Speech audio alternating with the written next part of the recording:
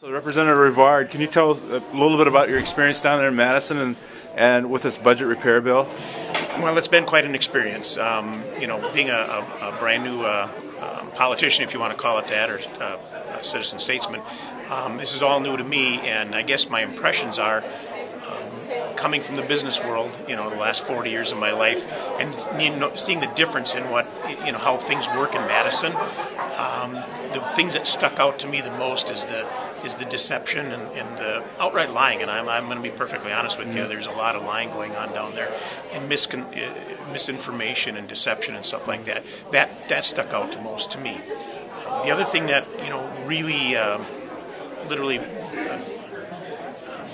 made my decision for me was the Democratic Party. Actually, I watched 38 assemblymen down there that were Democratic assemblymen, and they spent 7 days in T-shirts, union T-shirts, on the floor of the assembly while we were debating and while we were discussing this.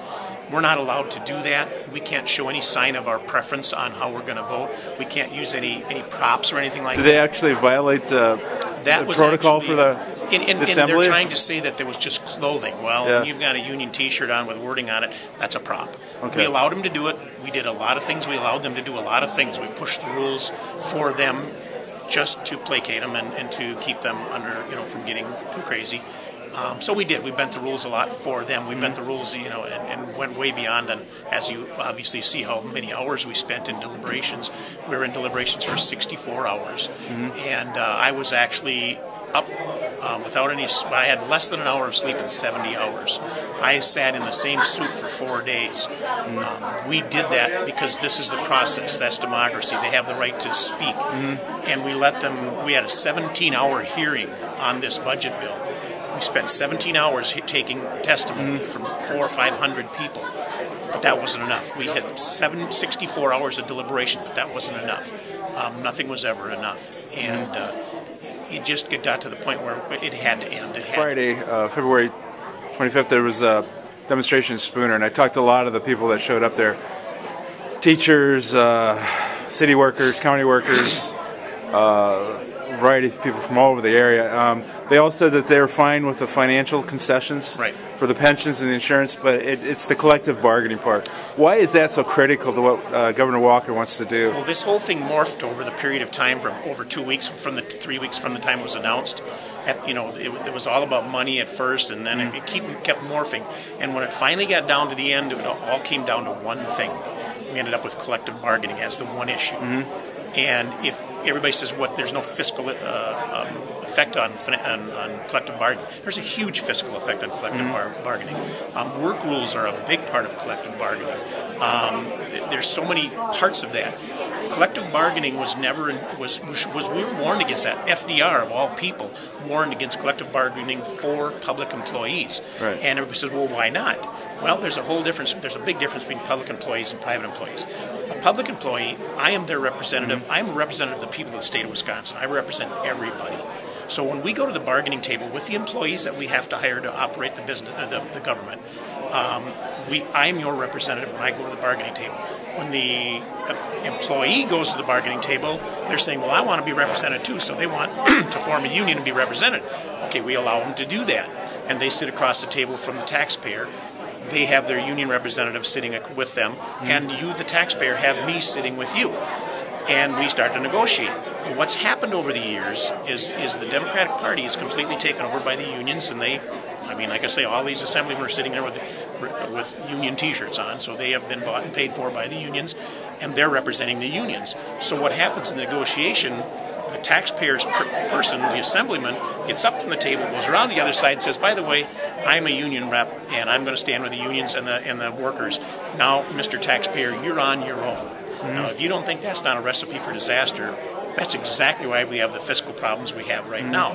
That's why the contracts and the work rules and all of the different things that collective bargaining create are way out of whack. Because the people, the taxpayers, haven't been represented for years. Because the person they elect walks over to the other side of the table and they get fleeced. And that's what's been happening. Is Governor Walker involved in union busting? That's what he's been accused of. The rhetoric and the what you hear is unbelievable. It's outrageous. I could give you 1,000 stories, but we don't have time for that. But The union people sat right across the desk from me in my office and told me how important they were and all the things they do for their people. They listed all of they provide this insurance, and they provide this, and they provide negotiations for wages, and they provide all kinds of support. And if you take away a couple of pieces of the collective bargaining rule, they can still negotiate for wages. They can do a lot of things that the unions do. If they're so important, if you take away a couple of parts of collective bargaining, why would that dissolve the union? Why would it dissolve them? They told me how important they were and that people can't live without them. You take away a couple of pieces and they're going to fall apart. You know, if that's the case, then maybe they aren't as important as they thought they were. Last Monday, I interviewed Senator Jauch via the phone from an undisclosed location. Obviously, he's the Senate's the other part of this, the governor. AWOL. What is your opinion what those 14 senators are doing? I mean, very poor. They're AWOL. They were elected to do this job. I had a comment from a teacher that called me, and I appreciate when they do call me because I get a chance to talk to him. And he said something about, well, they're just doing their duty. They're doing their duty. They're leaving the state to do their duty. And so that we don't lose collective bargaining and we don't lose our unions. I said, well, sir, I said, back in the 59 or whatever, when collective bargaining became part of the law, I said, what if at that period of time, the people that didn't want collective bargaining would have flew the coop and left the state and not allowed a vote? He said, well, this is really important. That's why they should have a runoff. I said, well, maybe it was really important back then. So if the representatives or senators back then would have ran off, you wouldn't have collective bargaining. So why is it okay to run now?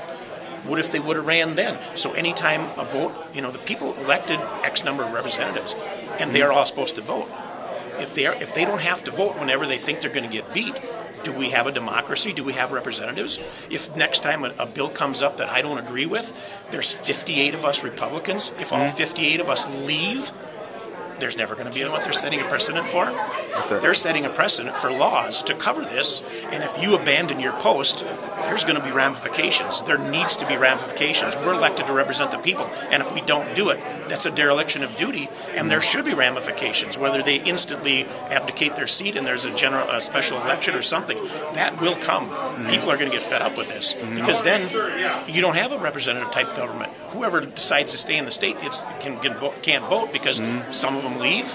Yeah, it's a precedence, but it's not going to be a precedence for this happening every time. Right. It's going to be a precedence for this getting taken care of. Well, here there's a call for Jauch's recall. Do you have any comment on that? He can't be recalled yet. Yeah, I realize that. Yeah. After the fact, another year from now, could they do it? That's up to the people. That's up to the people. Now, a recall in my world is an extreme position. That's something that has to be for extreme circumstances. But guess what? Leaving your post and not doing your duty and running off and abusing the democratic process, that's extreme. If the people decide, I know there's 2 and maybe at least 3 that are probably going to have recall actions, and they're very, very vulnerable seats too. I think it's going to happen, and this is an extreme circumstance, and if that's what the people elect to do. Governor Walker, have you had any chance to sit down and talk to him or find out how he's doing? How's he holding up? Is he going to be able to toe the line all the way to the end? He says he's willing to dig in and hunker down. And if you know Scott Walker, and I don't know him that well, but I do have talked to him during the campaign, and other times I've met him a couple times in Madison. We haven't had a chance to sit down and have a one-on-one. I mean, that's pretty hard to do. But just getting to know Scott Walker, he is a tough guy. He is he has convictions.